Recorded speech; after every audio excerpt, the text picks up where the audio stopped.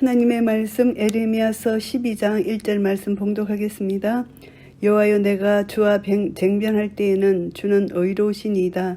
그러나 내가 주께 질문하옵나니 악한 자의 길이 형통하며 패역한 자가 다 안락함은 무슨 용고니이니까. 아멘.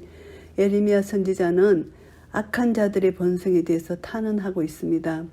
하나님의 공의가 끊임없이 적용되고 있는데도 불구하고 어떻게 악이 그처럼 이렇게 맹위를 떨칠 수 있는지, 또 경건한 자들이 고난을 겪고 가난하게 살아야 하는지 의문을 갖고 있었다는 것입니다.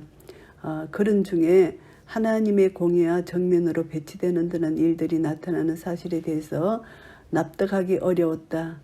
그래서 이 주제를 놓고 하나님과 쟁론을 벌이고자 했습니다. 그래서 이 문제에 하나님은 분명한 가르침을 주실 것을 기대했다는 것입니다. 무슨 연고인고 이제 하나님께 이렇게 여쭙습니다. 주께서 그들을 심으심으로 그들이 뿌리가 박히고 장성하여 열매를 맺었거늘 그들의 입은 주께 가까우나 그 마음은 머니이다. 하나님께서 그들을 심으셨다. 하나님이 심으셨다. 하나님은 그 해를 악인과 선인에게 비추게 하시고 비를 의로운 자와 불의한 자에게 내려오시는 그런 하나님이십니다. 하나님의 섭리는 인과응보의 법칙을 초월하는 것으로서 악인에게도 회개의 기회를 주시는 자비로운 하나님이십니다.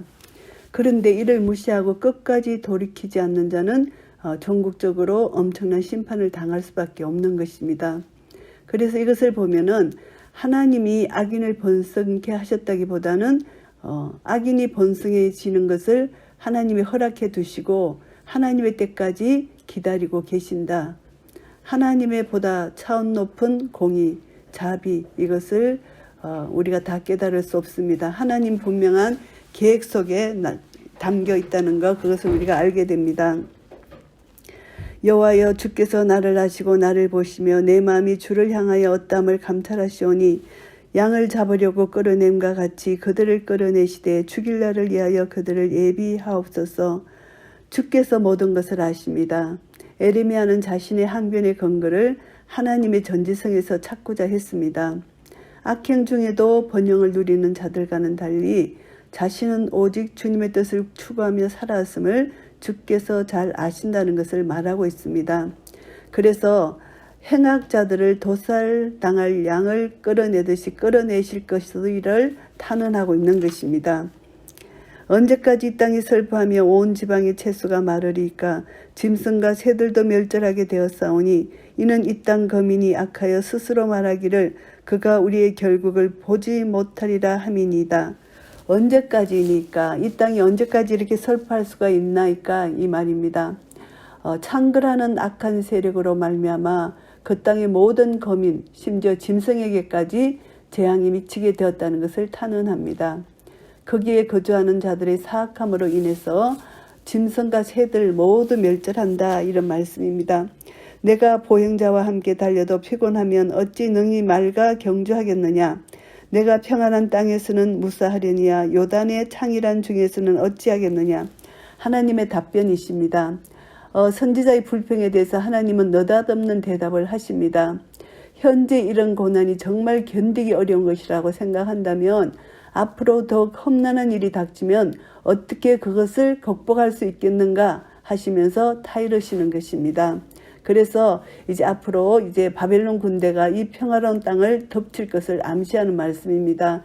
장차 임할 재난과 파멸에 비하면 지금 이것은 아무것도 아니다, 이것을 말씀합니다. 그래서 어떻게 보행자의 경주가 힘이 드는데 어찌 말가의 경주가 가능하겠느냐, 이렇게 반문하는 것입니다. 또 언유법으로 요단강의 창이람에 대해서 이렇게 또 말씀해 주셨고요. 내 형제와 아비의 집이라도 너를 속이며 내 뒤에서 크게 외치나니 그들이 내게 좋은 말을 할지라도 너는 믿지 말지니라. 형제와 아비의 집이 속인다. 이제 집안 사람들마저도 그 집안 사람들에게 핍박을 당하는 이런 고통스럽고 다급한 상황이 온다는 것을 이렇게 말씀하고요. 내가 내 집을 버리며 내 산업을 내어던져 내 마음에 사랑하는 것을 그 대적의 손에 붙였노니 여호와 하나님께서 자기 백성에 대해서 가지고 있는 관심, 사랑입니다. 근데 하나님은 이스라엘에 그토록 사랑하셨지만 심판이 불가피한 것을 강조하는 그런 말씀이고요. 내 산음이 삼림 중에 사자같이 되어서 나를 향하여 그 소리를 바라는 고로 내가 그를 미워함이로다 이렇게 말씀하십니다. 유다 백성의 뻔뻔한 반항심을 묘사한 말입니다. 그들은 회개하기는커녕 오히려 하나님을 향하여 원망하고 악의가 찬 교만한 행동을 보였고 하나님의 메시지를 선포하는 참 선지자들을 핍박했습니다. 내 산업이 내게 대하여는 문이 있는 매가 아니냐, 매들이 그를 에워싸지 아니하느냐, 너희는 가서 덜짐승들을 모아다가 그것을 삼키게 하라. 문이 있는 매는 길들이기 힘든 완고한 그런 것을 비유하는 것입니다. 우상과 하나님을 동일시하는 종교적 혼합주의, 가정스러운 이들을 암시하는 그런 말씀입니다. 완고한 매, 문이 있는 매가 완고하다는 것이죠. 많은 목자가 내 포도원을 해파하며 내 분깃을 유린하여 나의 낙토로 항무지를 만들었도다. 하나님이 낙토를 주셨는데 항무지를 만들었다. 유다 백성은 주변 열국들의 약탈, 유린의 대상이 되고 말았다. 이런 뜻입니다. 하나님께서 하나님의 백성을 포도원에 비유하는 이런 표현이 많잖아요. 이사야서에서도 나오는데 극상품 포도 열매를 맺게 하려고 하나님께서 심으셨는데 덜 포도를 맺었다는 것입니다. 그래서 이것이 낙토로 항무지를 만들게 되는 그런 이유는 이들이 우상을 숭배하고 하나님 말씀을 거역했다는 것입니다. 그들이 이를 항무케 하였으므로 그 항무지가 나를 향하여 슬퍼하는도다. 온 땅이 항무함은 이를 계의하는 자가 없음이로다. 낙토가 항무지가 되었다. 대적절의 침입으로 유다 땅 전체가 초토화되리라는 예언의 말씀이고요. 해파하는 자들이 강야 모든 자산 위에 이르렀고 여호와의 칼이 땅 이 끝에서 저 끝까지 삼키니 무릇 혈육 있는 자가 평안치 못하도다. 이제 해멸하는 자들, 파괴자들, 여호와의 손에 있는 도구입니다. 그의 심판의 목적을 성취시키게 되는 도구입니다. 여호와께서 심판을 실에게 옮기시는 날이면 그 누구도 환난에서 벗어날 수 없다는 그런 말씀입니다. 무리가 밀을 심어도 가시를 거두며 수고하여도 소득이 없은즉 그 소산으로 인하여 스스로 수치를 당하리니 이는 여호와의 분노를 인함이니라. 이들이 이제 제약된 행위는 결국 그들이 노력하고 노력해도 정반대의 상태로 이제 그들이 결과를 가질 수 있다. 그래서 결국은 그들의 노력이 허사다. 낭패에 봉착하게 될 것이다. 바벨론에 의해서 처참하게 유린당한다는 것을 여기서 언급하는 말씀이고요. 내가 내 백성 이스라엘에게 산업으로 준 산업을 다치는 나의 모든 악한 이웃에게 대하여 나 여호와가 이같이 말하노라. 보라 내가 그들을 그 땅에서 뽑아버리겠고 유다 집은 그들 중에서 뽑아내리라. 유다를 항폐화시키려고 작당한 주변의 모든 이웃 나라들은 이제 그들 차례를 맞이하게 항폐화되게 말 것이다. 이 말씀을 하십니다. 공의의 하나님은 반드시 공의의 심판을 하십니다. 한 민족을 응징하기 위해서 악한 민족을 도구로 사용하시고 또 다음 민족을 불러서 그 악한 민족을 응징하시는 하나님의 방법, 하나님의 도구로 사용하신다는 것입니다. 내가 그들을 뽑아낸 후에 내가 돌이켜 그들을 긍휼히 여겨서 각 사람을 그 산업으로 각 사람을 그 땅으로 다시 인도하리니. 하나님의 자비와 긍휼하심, 유다 백성들을 포로에서 귀환하시고 회복하신다는 그런 약속을 주십니다. 그리고 이방인들 적들 가운데서도 하나님께로 돌아오는 자들은 하나님이 구원하여 주시고 긍휼을 베풀어 주신다는 것을 말씀하고 있습니다. 그들이 내 백성의 도를 부지런히 배우며 사는 여호와 내 이름으로 맹세하기를 자기들이 내 백성을 가리켜 바알로 맹세하게 한 것 같이 하면 그들이 내 백성 중에 세움을 입으려니와 그들이 그리하지 아니하면 내가 반드시 그 나라를 뽑아 멸하리라 여호와의 말이니라. 이제 배우고 또 배우라 이렇게 말씀하십니다. 그래서 이방인 중에라도 하나님께로 돌아오는 자가 있도록 여호와 하나님을 예배해야 한다. 살아계신 하나님 여호와의 사심을 두고 맹세하는데 그 맹세는 여호와를 섬긴다는 것입니다.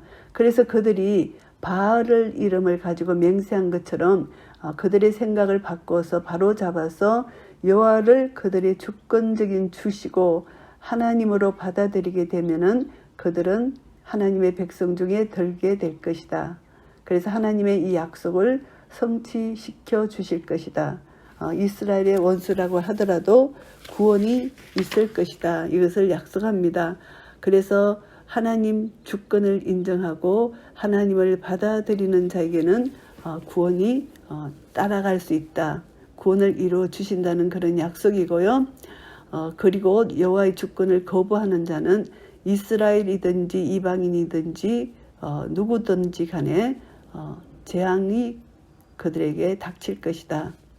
결국은 여호와의 사랑을 받는 이스라엘이라 할지라도 하나님의 사랑을 거부하면은 심판을 받을 수밖에 없다. 뽑으리라 뽑아 멸하리라 그 나라를 그렇게 하신다는 것을 말씀합니다. 에레미야서 12장 말씀을 정리하겠습니다. 이제 악인의 궁극적인 종말에 대한 말씀인데요. 1절부터 6절까지는 선지자가 질문을 합니다. 사악한 자들이 번영하는 것입니다. 에레미야가 그것을 공의로우신 하나님께 호소하면서 질문을 합니다.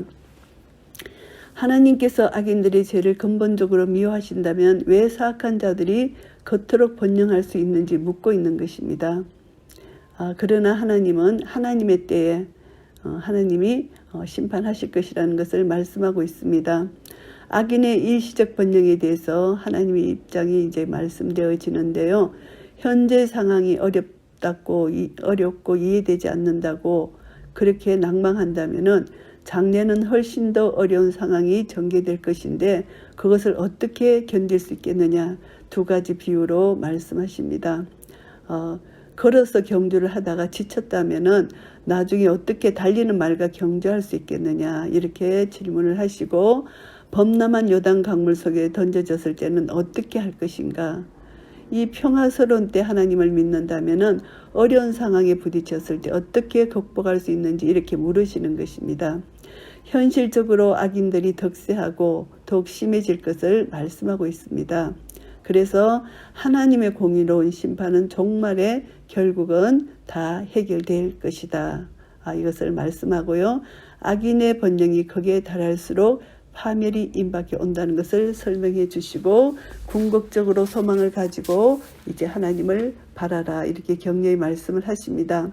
그래서 정확한 판단 기준은 항상 하나님께로부터 온다는 것, 내 생각대로 지금을 현실을 바라보면은 실망할 수밖에 없지만 현재의 고통, 환난 이런 데 집착하면 안 되고 미래의 영광, 축복을 생각하면서 우리는 이것을 믿음으로 극복해야 된다는 것을 교훈받을 수가 있고요.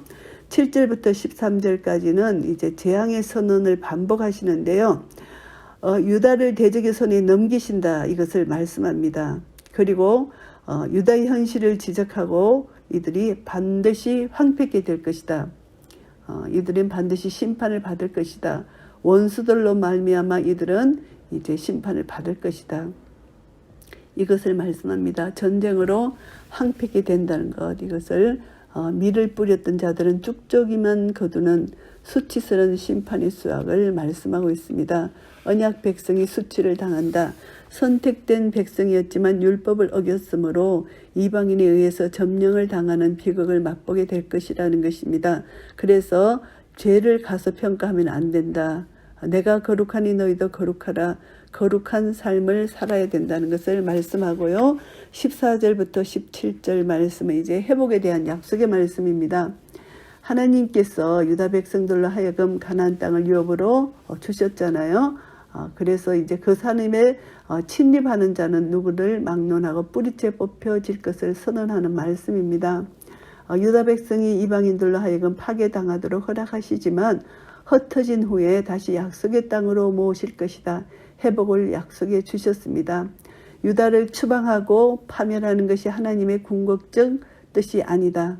하나님은 남은 자를 통해서 구원을 이루어 주실 것이라는 것입니다. 그래서 하나님의 약속의 영원성에 근거해서 언약의 회복과 이방의 멸망을 확신하고 있는 것입니다. 에레미야 선지자는 하나님께서 이방 민족들을 심판하시면서도 한편으로 긍휼을 베풀어 주시고 언약에 동참할 수 있는 기회를 제공하신다고 말씀해 주십니다.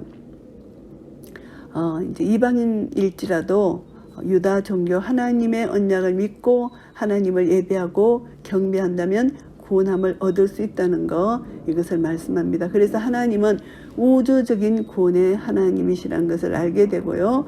이스라엘의 타락으로 인하여 이제 이방인이 그것으로 인하여 회개한다면은 하나님은 이스라엘이든 언약 백성이든 또 이방인이든 간에 하나님을 선포된 말씀을 믿고 주께로 돌아오는 자들은 하나님께서 구원해 주시겠다. 주권적인 하나님의 역사로 말미암아 하나님은 모든 세계 만민을 다 사랑하신다는 것을 알 수가 있습니다. 그래서 우리는 유다가 비록 악행을 일삼는다 할지라도 하나님의 택한 백성은 하나님은 남은 자를 구원해 주신다는 것, 이것을 깨닫고 이제 우리 믿는 자가 어떤 상황에서도 구원에서는 단절될 수 없는 그런 확신을 가질 수 있다는 것. 그러나 한번 구원은 영원한 구원인 것을 우리가 믿는 믿음 안에 있다면 하나님 편에서 우리가 누가 구원받았는지를 하나님의 주권적 창조와 주권적 선택이 우리에게 주어집니다.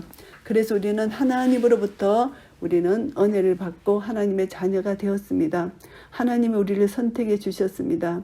그래서 우리는 하나님의 선택을 받아서 믿음으로 하나님을 나의 아버지로 고백한 자는 우리는 악에 빠지지 말고 말씀에 기준되어서 말씀이 우리에게 주시는 교훈, 책망, 바르게 함, 의로 교육함을 받아서 날마다 하나님의 선하심을 배우고 그 선하심을 따라 행할 수 있는 그런 은혜를 우리가 누리게 될 때 우리의 삶을 통해서 하나님께 영광을 돌려드릴 수가 있는 것입니다. 그런데 우리의 삶이 이제 이런 것을 무시하고 하나님 말씀을 온전히 저버리게 될 때 우리는 하나님의 심판을 자초할 수밖에 없습니다. 그러나 우리가 회개하고 돌아온다면 하나님은 다시 자비와 긍휼을 베풀어 주시는 좋으신 하나님이십니다. 우리는 이미 언약 백성으로 하나님과 관계 속에 아버지와 자녀의 관계가 되었습니다. 이런 관계는 우리에게 성령으로 인쳐 주셨기 때문에 성령님이 우리를 이제 말씀 밖으로 절대 갈지 못하도록 우리를 책망해 주시고 우리를 채찍질해 주셔서 하나님 안으로 들어올 수 있도록 은혜를 베풀어 주실 것입니다. 날마다 깨어 있어서 말씀에 내 자신을 비춰볼 때 내 자신이 말씀 안에서 순종하는지 불순종하는지를 우리가 깨달아 알게 됩니다. 이미 내 안에 계신 예수 그리스도, 내가 예수 그리스도 안에 있고 예수님이 내 안에 계심으로 믿음 안에 거하게 되고 예수님 안에 거하게 됩니다. 그래서 우리는 예수님으로 말미암아 우리는 지혜롭고 의롭고 거룩한 자가 이미 되었습니다. 그랬기 때문에 우리는 말씀을 내 안에서 행할 때 예수 그리스도가 나를 통하여 나타나게 되고 이 땅이 빛과 소금이 되며 주님의 말씀이 증거되고 선포되어서 우리를 통해서 하나님의 역사하심이 복음의 역사가 이 땅에 편만하게 펼쳐지실 것이고 하나님 나라가 확장될 것입니다. 이런 은혜가 우리 모두에게 있으시기를 예수 그리스도 이름으로 축복합니다. 아멘.